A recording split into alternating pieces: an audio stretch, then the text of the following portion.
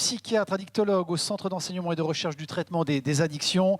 C'est le CERTA au centre hospitalier Paul Brousse à Villejuif. Il est également professeur d'addictologie et de psychiatrie à l'université de Paris-Saclay. Il décode régulièrement d'ailleurs pour les auditeurs radio et sur les plateaux télévision des pratiques addictives. Grand spécialiste des mécanismes de la dépendance. Il est l'auteur de livres de référence d'ailleurs sur le sujet, tels que le guide addiction, eh bien dites-leur adieu, publié en 2019 aux éditions Mango. Bonjour Laurent Carilla, merci beaucoup d'être avec nous, merci d'avoir accepté notre invitation. On est ravis de vous compter parmi nous pour cette plénière cet après-midi, consacrée aux nouvelles addictions, workaholics ou drogués du travail, un syndrome méconnu qui concerne de plus en plus de salariés au sein des organisations, un fléau insidieux qui touche un Français sur 3. Je vais remercier quand même, je vais remercier pour cette organisation de ce colloque. Moi, je viens depuis maintenant 2007, donc c'est un immense honneur à chaque fois pour moi. C'est mon premier recongrès en présentiel en plus, donc je suis hyper content. C'est comme ce que je disais ce matin, c'est un peu comme mon premier concert là le 3 octobre dernier, donc c'est plutôt pas mal. Et je voulais remercier Nicolas Mémin pour son organisation incroyable, un maître. Et je voulais faire aussi une petite dédicace à Jean-Michel Toby, qui m'a promis une statue à Ancenis que j'attends toujours. Et je suis un peu cuit là, je crois, avec le changement de mairie. Mais si le nouveau maire a envie, je suis partant. Bon. Et je voulais remercier la Compa aussi.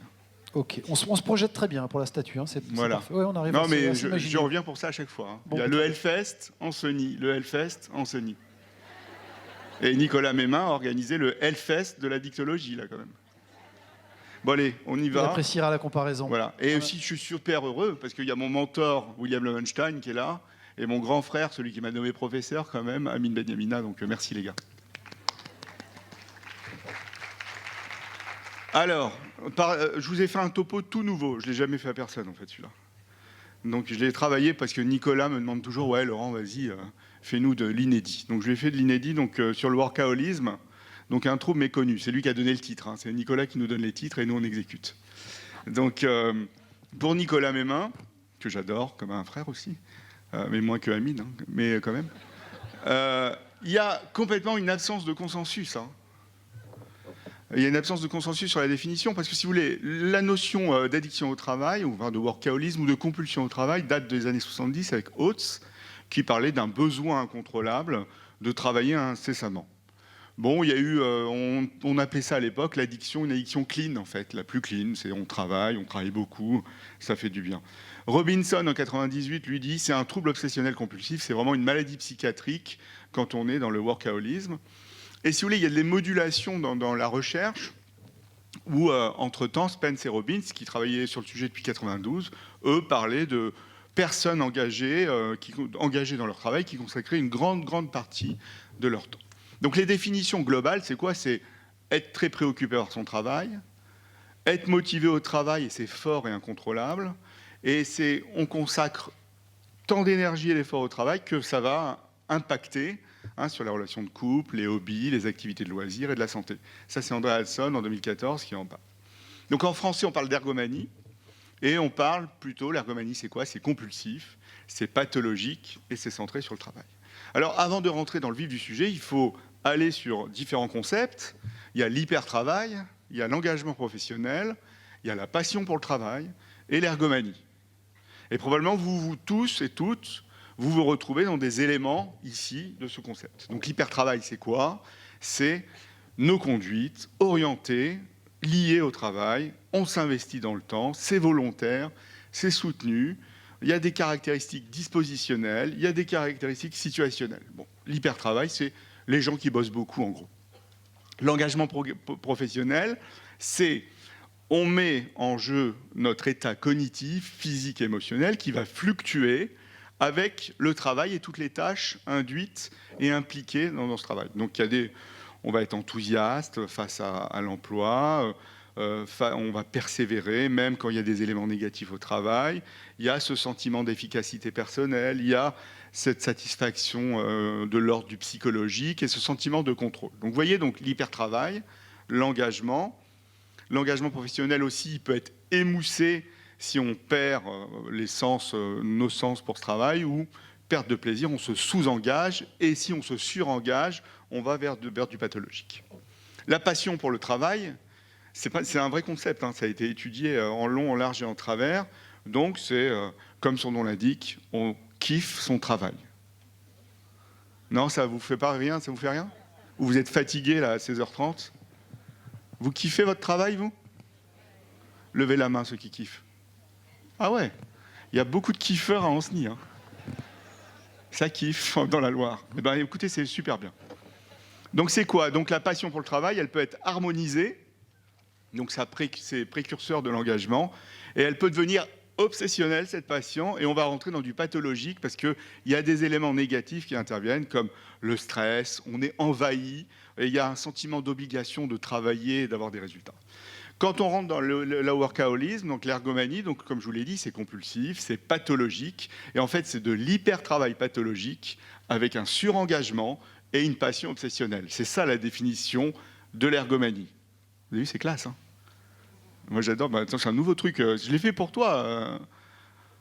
Bon, il s'en fout. On a tendance à travailler plus que ce qui est demandé, et on ne va pas lâcher prise, on n'arrive pas à lâcher prise, et on est envahi dans toutes les sphères de la vie. Alors, dans l'ergomanie, il y a 3 dimensions distinctes. Il y a le fait d'être orienté vers cette tâche ou une tendance compulsive à bosser, cet engagement et cette implication au travail, et la satisfaction au travail. Donc il y a ces éléments-là à prendre en compte et à mesurer finalement. Il y a ce cercle vicieux à 3 composantes, comportementale, cognitive, émotionnelle, et le 3e grand élément, c'est l'acharnement au travail, qui va entraîner quoi? De la fatigue, une productivité qui est moindre, des performances moindres, de la culpabilité, de l'incompétence, qui va pousser le sujet à travailler encore plus. D'accord? Il va utiliser le travail, en gros, comme un antidépresseur. D'accord? Ou un anxiolytique, ou les deux à la fois. Les autres données, donc pression interne à travailler intense. Les données sur qui travaille le plus entre les hommes et les femmes dans la littérature, ça varie en fonction des études, en fait, et en fonction des séries. On a, en fonction du domaine professionnel, etc. Donc on n'a pas d'argument fort pour dire le ratio bascule vers l'un ou vers l'autre.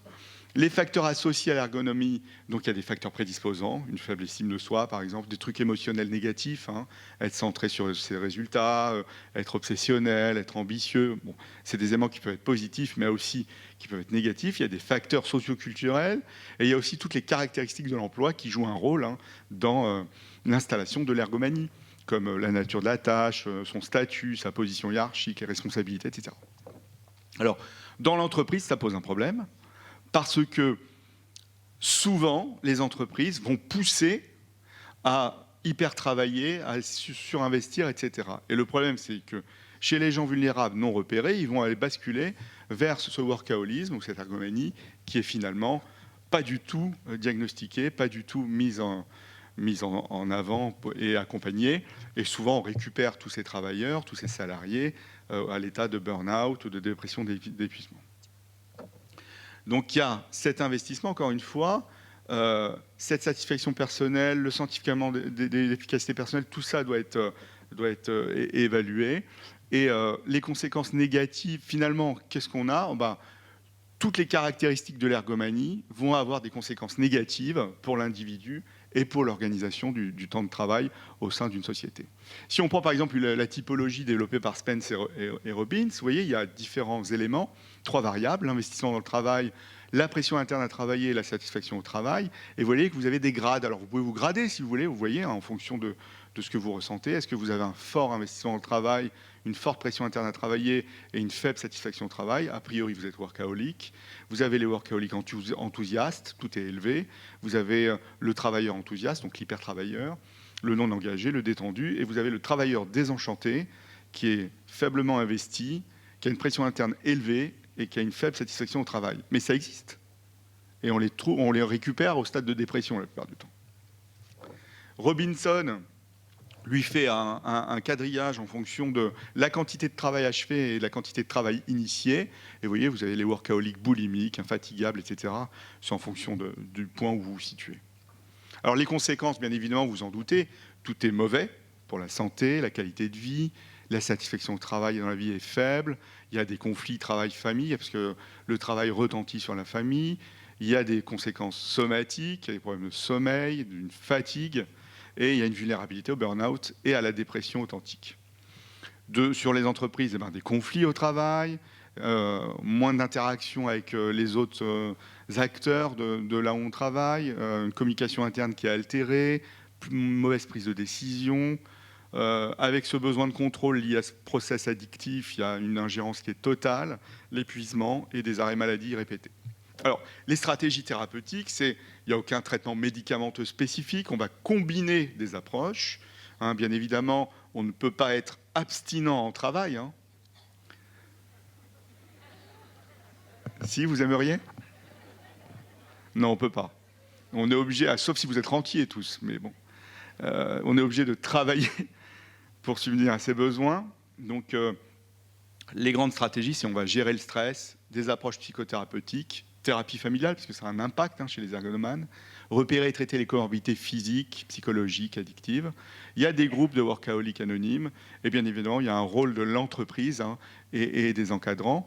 La gestion du stress, elle est vraiment au centre de la prise en charge, avec, ça peut être des éléments de type de relaxation, des éléments d'hypnose, des éléments de cohérence cardiaque, etc.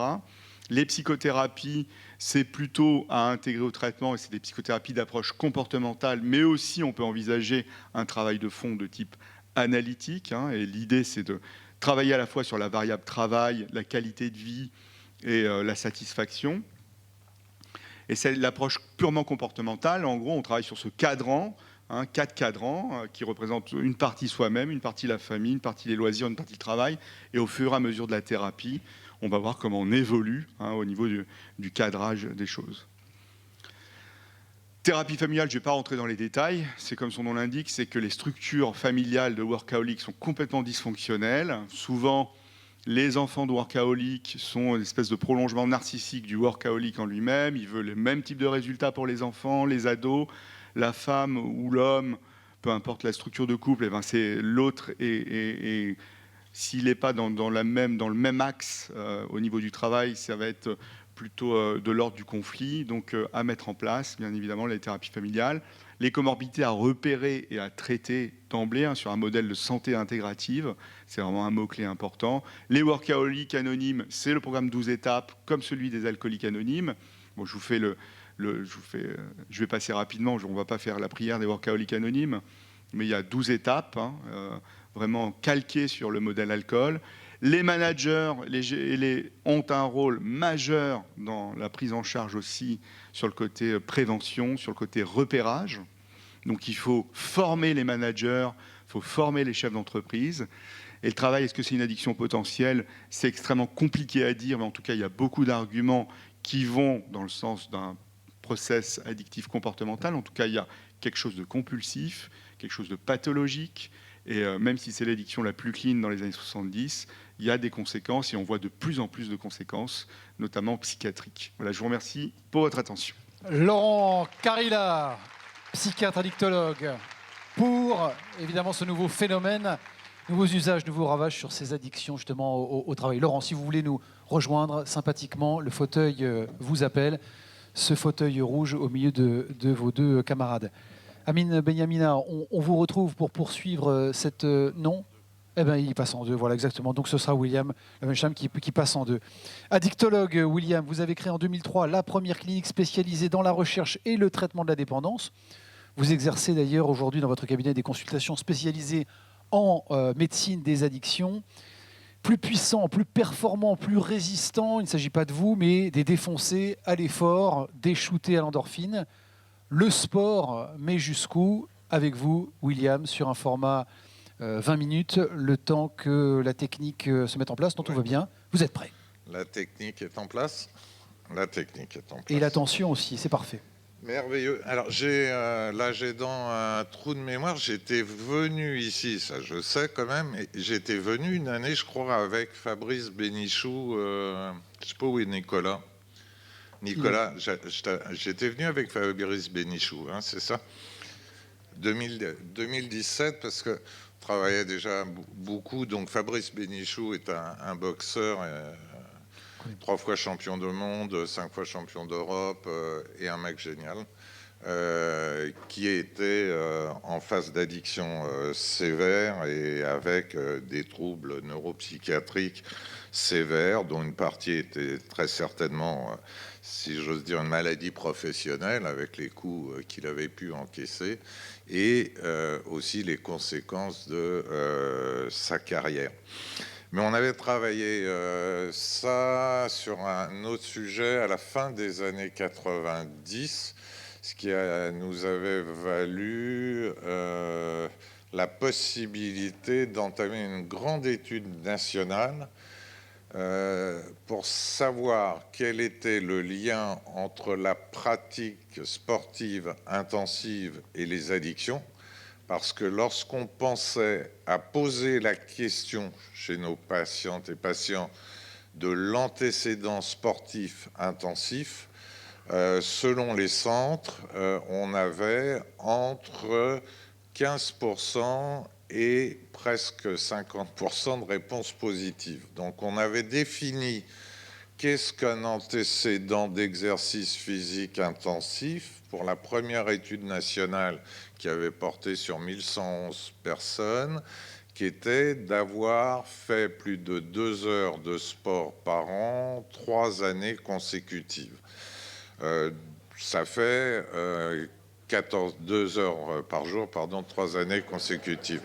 C'était pas très intensif. On est en post-digestion. En fait, quand on est sérieux, il s'endort, mais dès qu'on a une connerie, il se réveille. Bon. Donc j'ai compris, je vais le faire complètement à l'envers, en disant oui, le sport est excellent pour la santé, surtout pratiqué à haute intensité. Donc on avait défini ce 2 heures par jour, pendant 3 ans consécutifs. C'est-à-dire minimum 14 heures de sport par semaine. Et là, dans l'étude nationale, pour retrouver cet antécédent, on arrivait en effet à une population d'environ 15%, aussi bien dans ce qu'on appelait à l'époque les CSST, c'est-à-dire les centres de soins spécialisés en toxicomanie, que dans les C2-2A ou C2A2, c'est-à-dire les centres spécialisés en addicto, avant que tout ceci ne se réunisse dans le concept des addictions et que les centres addicto ne puissent être ouverts après l'élan de Nicole Maestrachi en France. Alors, dans la question, je relisais l'excellent article que vous avez dans l'Écho, hein, c'est ça, pas les Échos, mais l'Écho, avec détricoter l'idée que le sport est bon pour la santé. Je dirais le préciser. Pour le préciser, c'est assez simple, que ça soit pour la santé, que ça soit pour les addictions. Il faut imaginer une courbe en U, pas compliquée, avec 2 barres verticales et une barre horizontale en bas, pour se dire qu'un excès de sport a autant d'inconvénients qu'une absence de sport. Plus on va faire de sport, plus on va retrouver les problèmes de la sédentarité. Pas sous les mêmes formes, hein, c'est-à-dire que les lésions musculaires, etc., n'auront pas la même gueule que les lésions coronariennes, par exemple, dues à la sédentarité. Mais en fait, on voit bien que le trop ou le mieux est l'ennemi du bien et que le pas assez est catastrophique pour la mobilisation des graisses. Donc là, plus que jamais, l'exercice physique modéré est cette barre horizontale du U qui apporte le plus d'avantages. La sédentarité, vous l'avez vu, vous l'avez entendu, sous l'impulsion de Marisol Touraine, hein, seule ministre de la Santé au sens de unique mandat de François Hollande, c'est prescrit sur ordonnance. On peut le prescrire sur ordonnance. Bon, l'adhésion au club n'est pas encore remboursée, elle aura du mal sûrement à l'être, mais un cardiologue, un médecin généraliste, un interniste peut prescrire l'exercice physique parce qu'on en connaît les bienfaits, encore une fois, essentiellement sur la mobilisation des graisses, mais pas seulement. C'est-à-dire qu'on sait parfaitement qu'il y a des modifications neurobiopsychologiques que l'exercice physique peut entraîner. Je vais essayer d'être un peu plus clair. On sait parfaitement qu'un tiers au moins d'entre nous aime le sport, aime l'exercice physique. Pourquoi un tiers seulement? Ce sont les scores qu'on va retrouver en dosant, en recherchant une petite protéine dans le muscle qui est sécrétée, larguée par un tiers de la population quand elle fait un exercice physique pour aller stimuler, je fais le geste de monter, hein, les muscles peuvent être là aussi, mais on va l'imaginer dans le mollet, pour que cette protéine va remonter jusque dans notre cerveau pour aller stimuler un endocannabinoïde, notre petit cannabis à nous. On connaissait déjà les endorphines du marathonien, le fameux second souffle du marathonien. Mais tout le monde ne court pas 30 km avant de chercher ses endorphines. Qu'est-ce qui fait, et on le voit bien autour de nous, que certains aiment le sport, ont des bénéfices de ce sport et pas d'autres? C'est une inégalité vraisemblablement de sécrétion, largage de cette petite protéine d'origine musculaire qui va aller stimuler notre système endocannabinoïde. Et une fois de plus, le principal producteur de drogue au monde, surtout quand on le sait stimuler, est le cerveau humain, ce qui en donne les limites d'ailleurs de la répression en termes de politique. Mais c'est une parenthèse que je referme vite pour revenir à l'histoire sportive.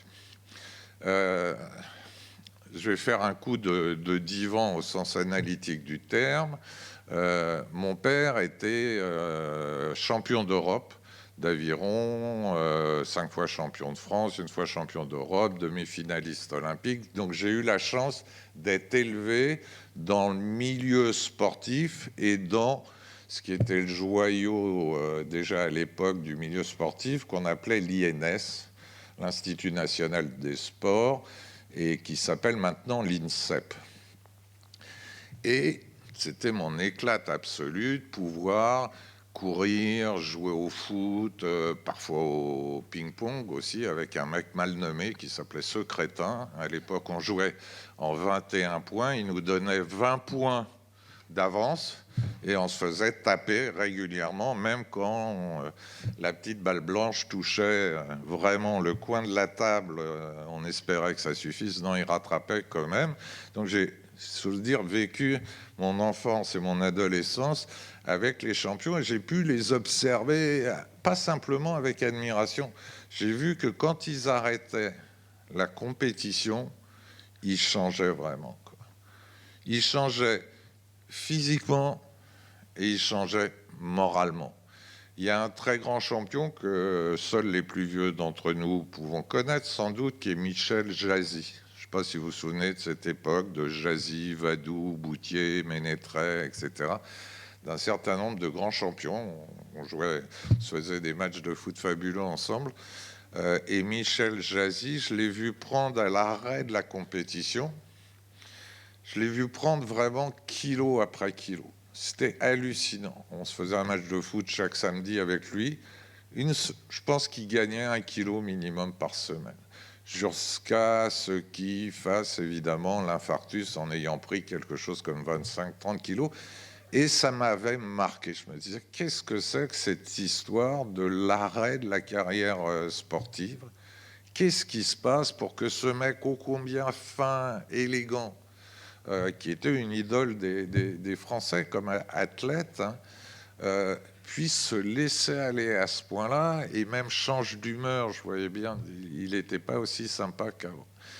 Et donc, quand j'ai construit Monte Cristo, qui était le premier centre méthadone en milieu hospitalier à Paris, à l'hôpital Laennec, j'ai pas pensé à ça immédiatement, à poser la question de l'antécédent sportif chez mes héroïno-dépendants, quoi. Mais comme je suis accro, moi, à l'émotion sportive, J'ai toujours l'équipe avec moi. C'est une accroche qu'on décrira peut-être pour une prochaine année, la dépendance au journal L'équipe. Mais maintenant, c'est plus le même format. Mais bon, quitte à dépendre comme ça de journaux, c'est très spécial L'équipe. Je vous en parlerai une prochaine fois, quoi. C'est vraiment un journal génial.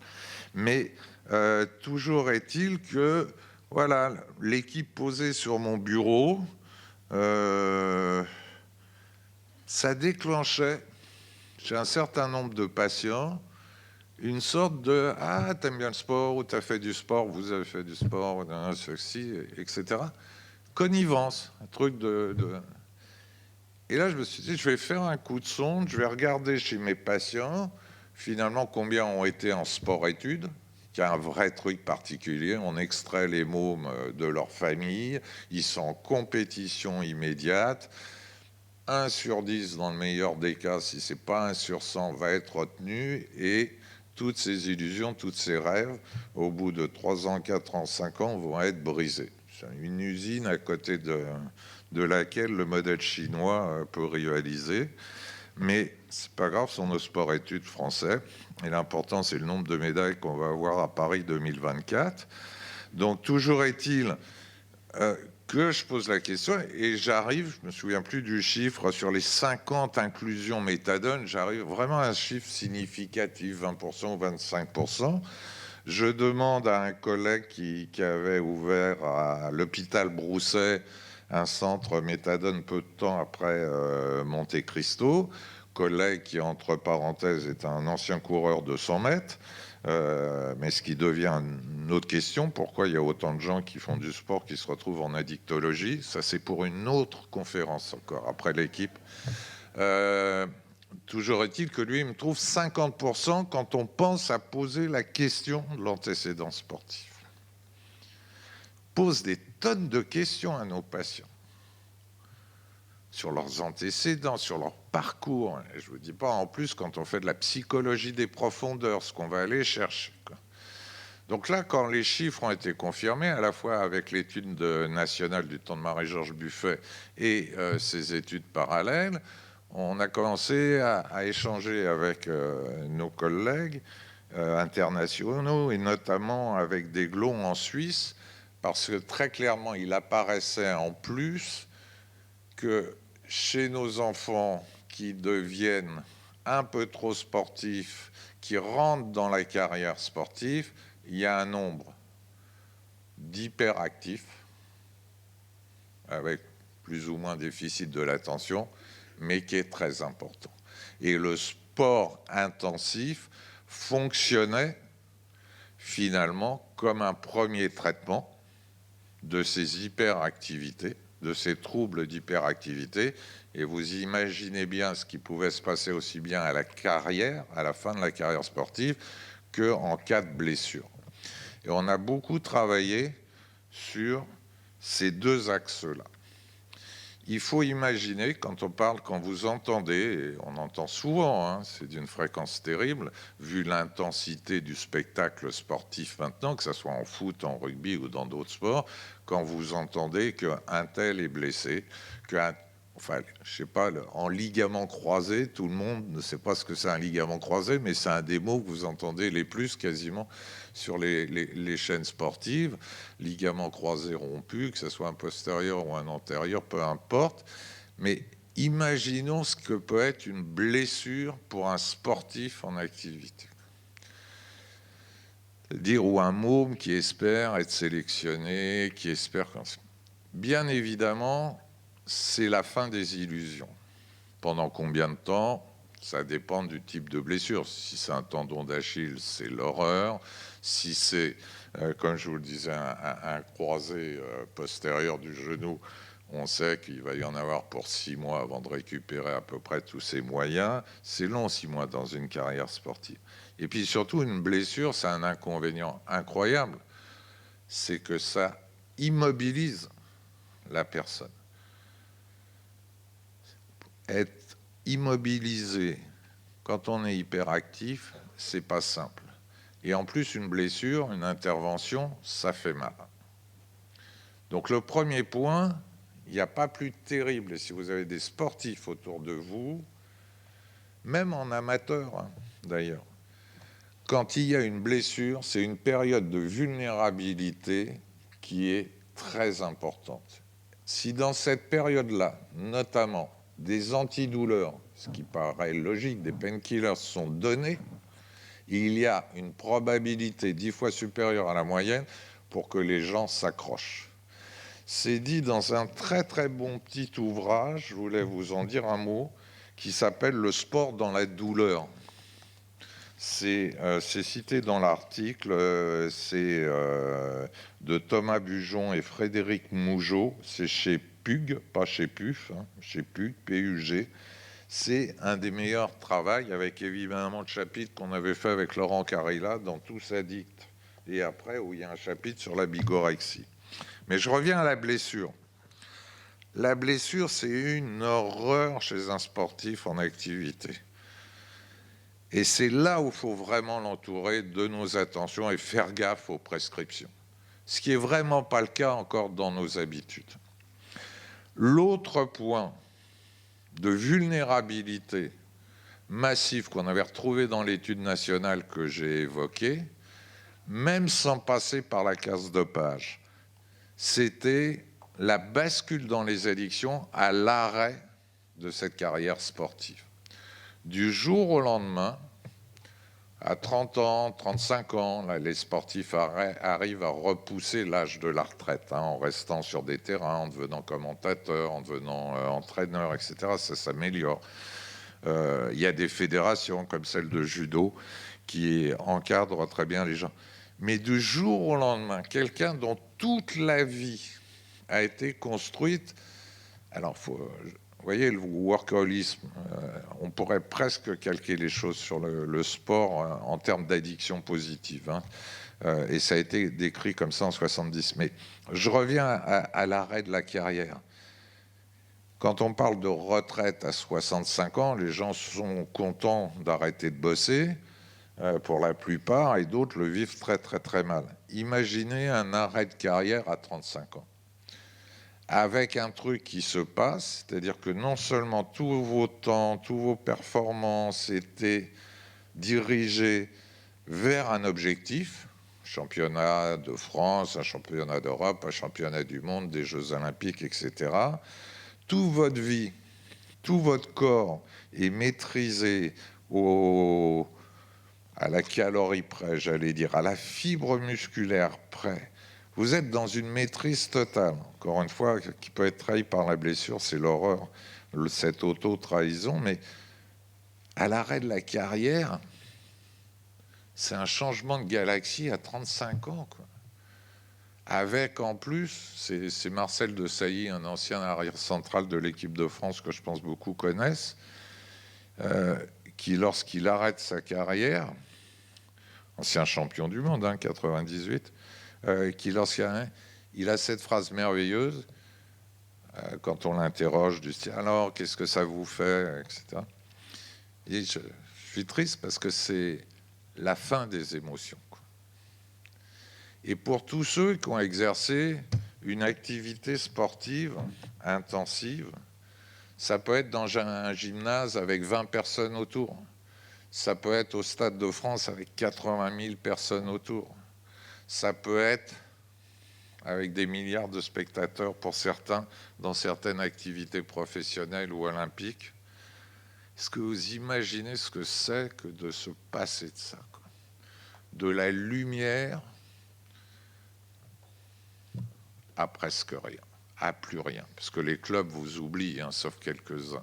Vous êtes plus personne. Les clubs ou les sélections vous oublient, quoi.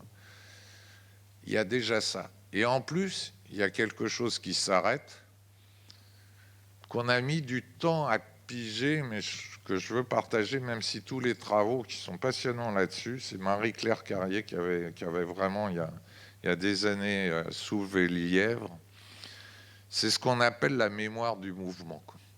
Quand on fait énormément de sport, on continue de faire du sport. Vous avez vu les préparations mentales, par exemple, des skieurs ou des motos cyclistes, pour les nommer à l'ancienne, comment ils se préparent avec Bon, ça continue dans la tête, c'est une mémoire incessante. Or, cette mémoire du mouvement, où est-elle d'après vous? Où se situe-t-elle? Eh bien, tout près de notre circuit de la récompense. La connexion, elle n'est pas évidente, il faut des travaux particuliers, mais c'est juste hyper passionnant. C'est-à-dire, de même qu'on a la mémoire du plaisir, qui peut nous embêter toute notre vie, parce que notre cerveau n'est pas génial tout le temps. Hein. Quand quelque chose a été bien, il a du mal à accepter que ça ne le soit plus. On a passé 6 jours fabuleux dans un couple, on est capable de se marier pour 50 ans. Étonnant quand même. Mais c'est les 6 premiers jours qui comptent. On prend une substance, c'était géant avec ses fonctions positives initiales. 5 ans ou 10 ans après, il n'y a plus rien ou presque plus rien de bien, mais il y a encore la mémoire du plaisir. Un mal fou à tourner le chapitre, on a un mal fou à accepter que quelque chose ait été bien et ne le soit plus. Mais dans le sport, j'ai envie de dire, dans le sport intensif, c'est encore pire que ça, parce qu'on a la mémoire du mouvement.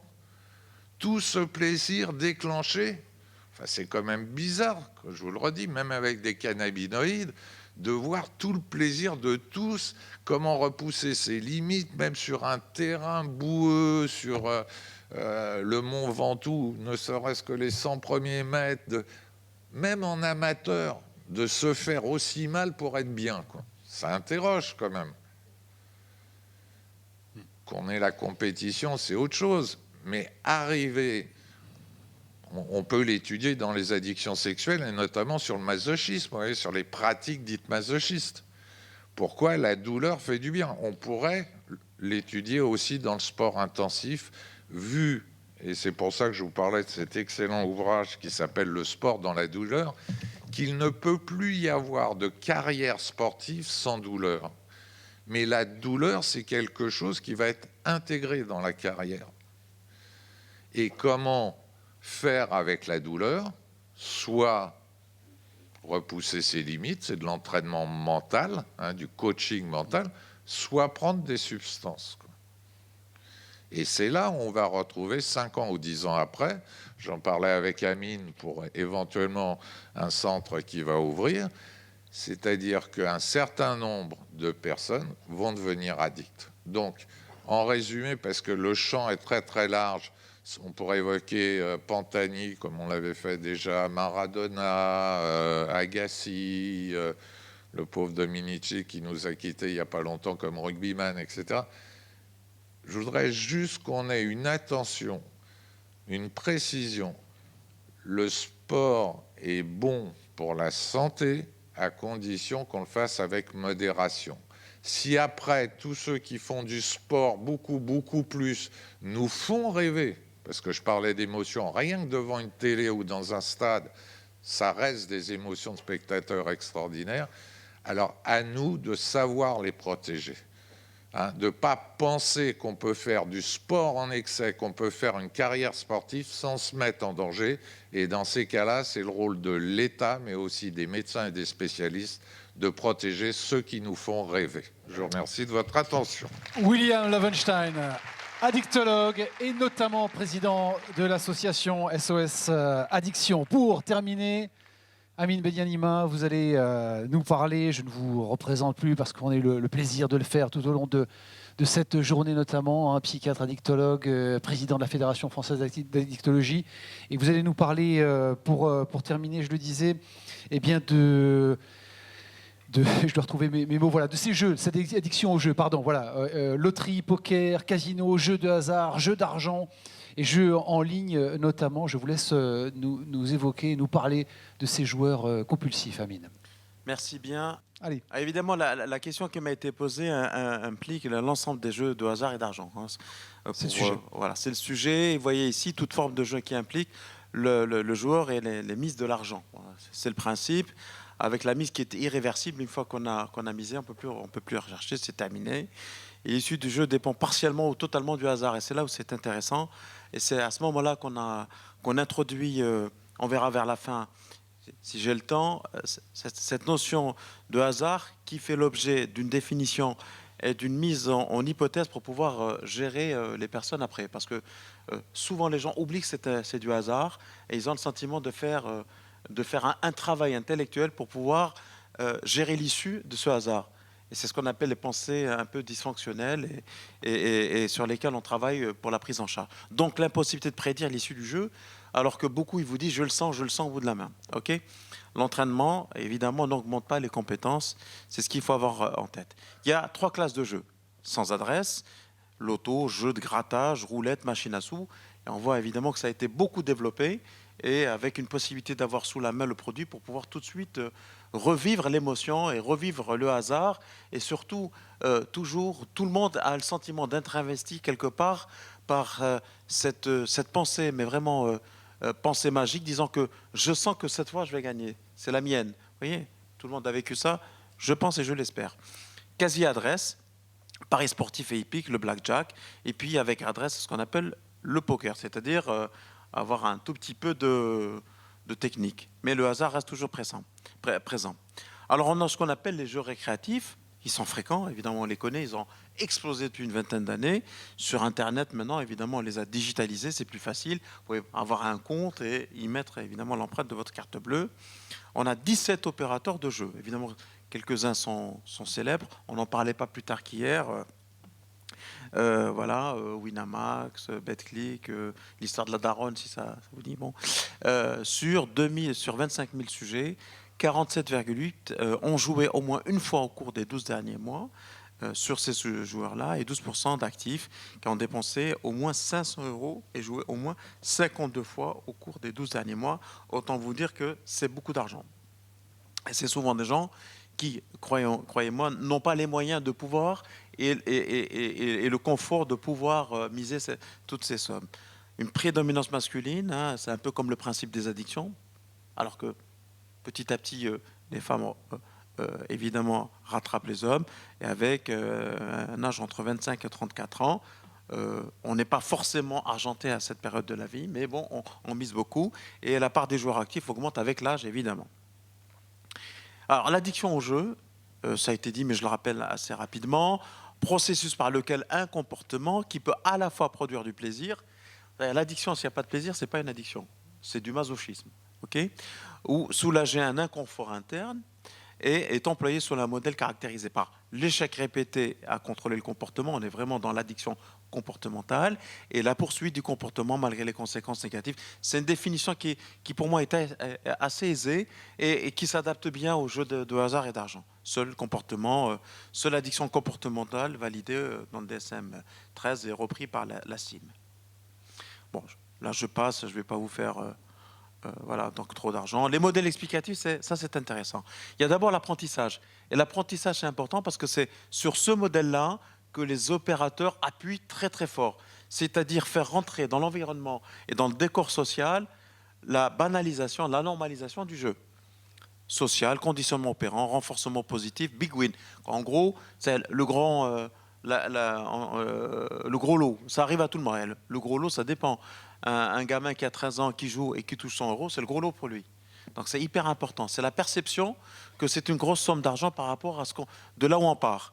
Ensuite, on a des modèles explicatifs qui sont cognitifs. C'est les croyances inadaptées concernant la possibilité d'influencer positivement l'issue du jeu et ça renforce l'espoir de gagner. Ça, c'est fantastique. C'est sur ce deuxième modèle que les opérateurs construisent les jeux. La Française des Jeux fait travailler des psychologues, des neuroscientifiques, des infographistes, des marketeurs. C'est comme ça que vous avez le morpion, le machin, voilà. C'est comme ça. Voilà, maintenant, je crois qu'il a le Burger Quiz. Ils développent sur ces modèles d'apprentissage et de connaissance des cognitions. Et dernier point, et qui est nouveau, parce qu'ils ont aussi intégré des éléments de cette nature, un modèle biologique, c'est-à-dire l'implication du circuit de la récompense. Et pourquoi ? Parce qu'on a des jeux qui ont été retirés, ce sont des jeux qui viennent stimuler de manière agressive le circuit de la récompense. Il y en a un qui a été retiré, c'est le rapido. Vous allez dans un café, prenez un café ou vous prenez un demi, et boum, vous jouez. À chaque fois, vous stimulez le système de la récompense, vous procurez du plaisir, de l'espoir, et pas vous perdez, vous rejouez, vous perdez, vous rejouez, puis vous gagnez et vous passez la journée à d'abord vous enquiller des bières parce que le café c'est fini, et à rejouer du rapido. Sur le plan épidémio, voyez un peu, ça commence à devenir intéressant, entre 0,5 et 5,3, avec une difficulté à la demande des soins qui est quasi inexistante, rupture, rémission spontanée, ça peut arriver, mais on a aussi affaire à un volet conséquences sociales qui est extrêmement important. C'est la raison pour laquelle le repérage est important et l'évaluation et l'accompagnement vers le soin des patients reste difficile parce que ce n'est pas encore perçu comme étant un vrai trouble, une vraie souffrance, mais plutôt un vice. Le jeu du vice. On est un peu sur la perception des addictions avec produits il y a 20 ans, même plus que ça il y a 30 ans. Alors la clinique est assez simple, il faut m'arrêter parce que là j'ai un grand diaporama, on donnera du temps un peu à la salle. On a différents types de joueurs. On a le joueur qui a un comportement conditionné, sans pathologie prémorbide, et donc c'est l'importance des facteurs environnementaux, c'est tout le monde. Tout le monde est susceptible de jouer, de rejouer, parce que bon, c'est bien, finalement je me laisse tenter. Tous les jeux. Ensuite, on a le joueur émotionnel. Et pour le coup, on a des comorbidités dites anxieuses et dépressives qui sont préexistantes, mais qui ne sont pas handicapantes pour autant, mais qui sont révélées par le jeu. On retrouve une fragilité narcissique, une faible estime de soi, et parfois un sentiment d'infériorité, avec parfois un évitement émotionnel. Et le jeu permet, d'une certaine manière, de venir un peu cicatriser cette prémorbidité. Ce n'est pas une morbidité installée et handicapante. Puis on a l'antisocial et l'impulsif. Le joueur voyou, quoi, en gros, pour faire court, on peut retrouver, voyou entre guillemets, on retrouve les TDAH, on en a beaucoup parlé, William en a dit un mot ce matin et tout à l'heure, trouble déficit avec hyperactivité, trouble déficit avec hyperactivité et l'attention, avec abus de substances, souvent associés, ainsi que des conduites à risque. Et là, c'est le facteur de prise de risque, chercheur de sensations, faible évitement du danger, un peu le profil qu'on a retrouvé, le profil des traits de caractère qui expose à la prise de risque parce que c'est très important pour nous d'en avoir. Donc on a ces trois types de joueurs. Alors, je ne reprends pas parce que ça, on le connaît, c'est le triptyque classique que l'on décrit dans toutes les addictions, mais on le retrouve également dans le jeu. Les facteurs individuels, les facteurs de risques environnementaux et les facteurs de risque liés au jeu.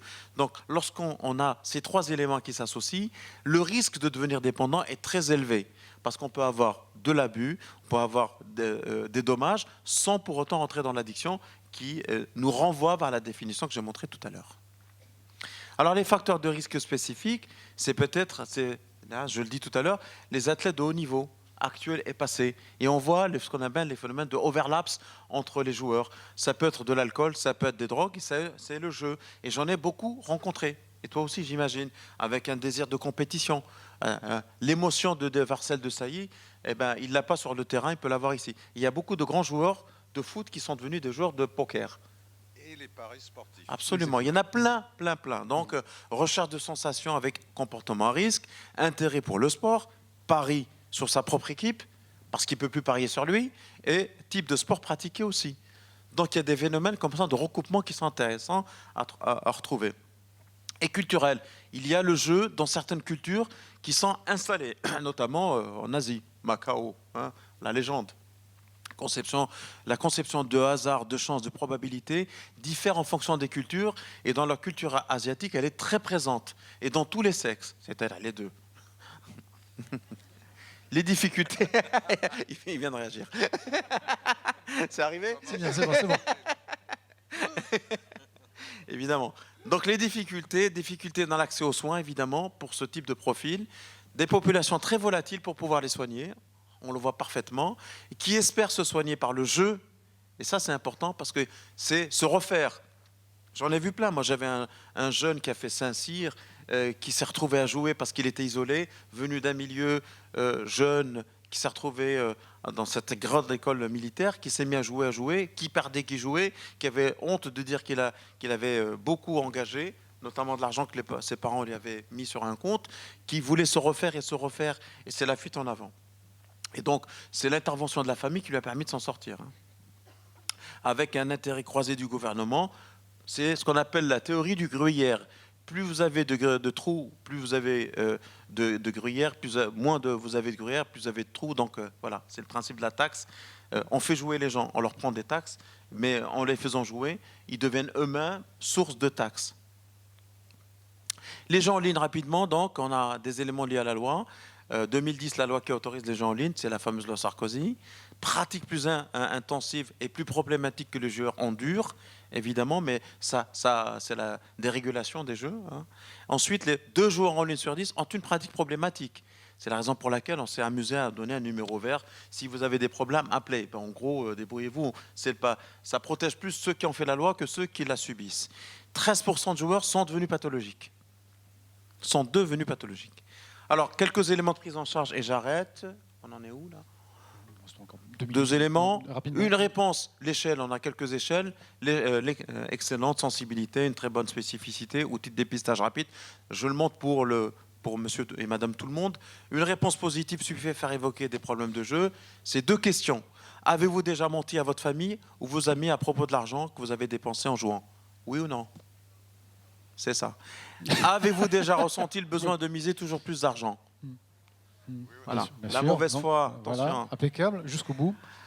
Au cours des 12 derniers mois, vous avez un certain nombre de questions qui sont ici. Je vous laisse le temps de les lire, puisque sur la gauche, qu'on appelle l'ICGE, l'indice canadien du jeu excessif, c'est un score qui, en fonction des numéros que vous avez ici, vous avez plus ou moins de risques à être dépendant au jeu. Donc vous avez un certain nombre de questions.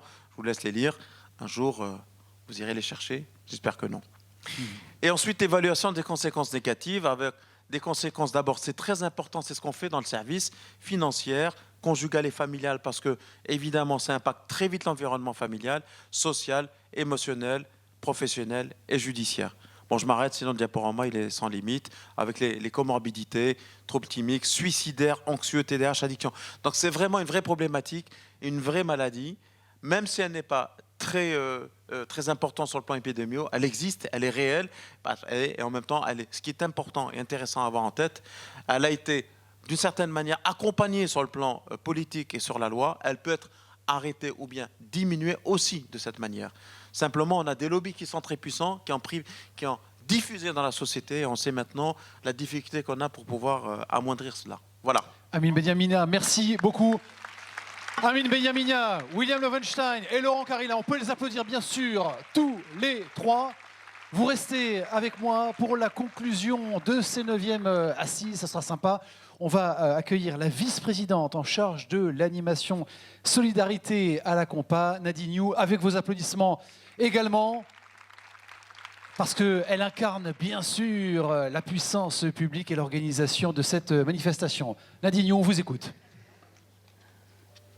Donc, quelle soirée pour ceux qui étaient présents hier soir. Quelle journée. On retient beaucoup de choses de ces assises. Cette nouvelle édition des assises participe à changer le regard sur un problème de société de plus en plus prégnant que sont les addictions, la souffrance et parfois les drames qui en découlent. Nous avons entendu des témoignages et des récits de vie forts et émouvant, prenant aux tripes, je parle pour moi, et riche d'enseignements. Je pense au récit de Carole Gazon, qui nous a raconté sa descente aux enfers et sa guérison. Je pense au témoignage de Christophe Basson, qui nous a évoqué les ravages du dopage dans le cyclisme professionnel et tant d'autres choses aussi. Lors de la conférence grand public autour des addictions aux jeux vidéo, des parents nous ont confié leur inquiétude et les effets néfastes sur la vie de leur adolescent. Je les remercie sincèrement de s'être livrés à nous afin de faire bouger les choses. Ces récits nous ont rappelé tout l'intérêt et l'importance de ces assises autour de la prévention des addictions. Ces 2 jours ont été riches et denses. J'ai découvert l'engagement et la détermination de professionnels de tous horizons pour avancer ensemble dans la lutte contre les addictions. Ces assises ont permis de fédérer et surtout consolider ce réseau des acteurs sur le sujet déjà très actif. Chacun a pu apporter sa contribution, ce qui a permis d'approfondir les connaissances, de découvrir de nouveaux outils thérapeutiques et plus largement d'apporter une meilleure réponse aux conduites addictives. Pour conclure, Je tiens tout simplement à remercier chaque congressiste pour leur participation. Cela nous rappelle que seul, on va vite, mais ensemble, on va plus loin. Dans ce combat collectif, j'aimerais aussi remercier nos partenaires pour leur soutien, en particulier Nicolas Pris, président de la MILDECA, Christelle Morancet, la présidente de la région des Pays de la Loire, Rémi Auron, le maire d'Ancenis-Saint-Géréon, les élèves de Saint-Thomas d'Aquin, ainsi que toutes les personnes qui œuvrent ou qui ont œuvré pour préparer cet événement. J'aimerais remercier particulièrement tous les intervenants pour la richesse des échanges et de leur enseignement. Médecins, psychiatres, pédopsychiatres, professeurs, addictologues, experts. Ils sont les plus grands noms de l'addictologie. Ils participent grandement à faire de ces assises un événement si singulier et reconnu. Un grand merci à eux et un grand merci à vous. Continuons ensemble de protéger les personnes les plus vulnérables et de promouvoir le bien-être et la réussite de la jeunesse, notre avenir. Bonne fin de journée à tous et à la prochaine édition. Merci. Nadine Hioux, vice-présidente en charge de l'animation Solidarité à la Compa, la communauté de communes des Pays d'Ancenis. Merci beaucoup, Madame la vice-présidente. Merci encore à vous pour votre pleine attention durant cette journée, vos contributions à travers vos questions et votre participation. Excellente fin de journée, soyez prudents sur le retour. À très bientôt. Bye.